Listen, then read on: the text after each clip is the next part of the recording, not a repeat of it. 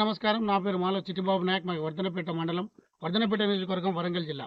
ముఖ్యంగా వరంగల్, నల్గొండ, ఖమ్మంలో ఉన్నటువంటి పట్టభద్రుల మిత్రులందరికీ నేను ఒక విన్నపం చేయదలుచుకున్నాను. మిత్రులారా, గతంలో మనం చేసిన తప్పిదం వల్ల గతంలో మన కోసం, పట్టభద్రుల కోసం, ప్రజల కోసం, పేద ప్రజల కోసం పోరాడేటువంటి మన గలం, మన బలం, మన దళం అయినటువంటి తీర్మానం మల్లన్నను మనం గెలిపించుకోలేకపోయినాం.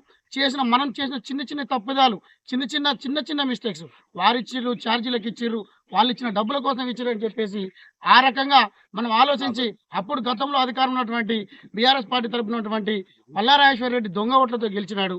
కానీ ఈసారి మన అదృష్టం వల్ల మూడు సంవత్సరాలకే మళ్ళీ ఈ మల్లన్న మరొకసారి మన మల్లన్న ఈ పట్టభద్రుల ఎమ్మెల్సీ అభ్యర్థిగా పోటీ చేయబోతా ఉన్నాడు. దయచేసి ఎన్ని మోసాలు చేసిరో గత 10 సంవత్సరాలుగా నిరుద్యోగులు దాదాపుగా ఒక తరానికి ఉద్యోగాలు లేకుండా పదవి విరమణ సంవత్సరాన్ని కూడా 62 సంవత్సరాలు పెంచేసి ఆ పదవి విరమణ పెంచడం వల్ల ఒక జనరేషన్ దాదాపుగా ఉద్యోగాన్ని కోల్పోయినటువంటి సందర్భం ఇవాళ గతంలో మన తెలంగాణ రాష్ట్రంలో ఉండే. కానీ నాడెలా ఉండే నేడెలా ఉండే అనేటువంటి పరిస్థితి ఇవాళ తెలంగాణ రాష్ట్రంలో కనబడతా ఉంది.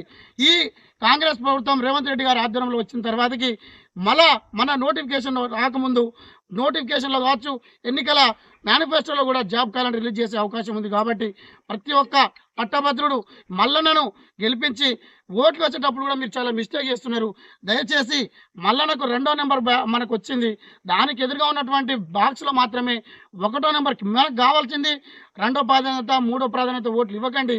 గతంలో కూడా మనం ఆ మిస్టేక్ వలన మనం ఓటమి చేయడం జరిగింది. కాబట్టి ఈసారి మీరు వేసే ఓటును ఏకైక ప్రాధాన్యత అదే మన మల్లన్నకే మొదటి ప్రాధాన్యతగా ఓటు వేసి పట్టభద్రులందరూ మన మల్లన్నను, మన గలాన్ని, మన బలాన్ని, మన బలగాన్ని చూపించి మన మల్లన్నను ఎమ్మెల్సీగా ఇవాళ కౌన్సిల్ పంపాల్సిన బాధ్యత ఈ వరంగల్, నల్గొండ, ఖమ్మంలో పట్టభద్రులందరికీ మీద ఉందని తెలియజేస్తూ ప్రతి ఒక్కరు కూడా మల్లన్నకు సపోర్ట్ చేయాల్సిందిగా కోరుతున్నాను. జై భీమ్, జై కాంగ్రెస్.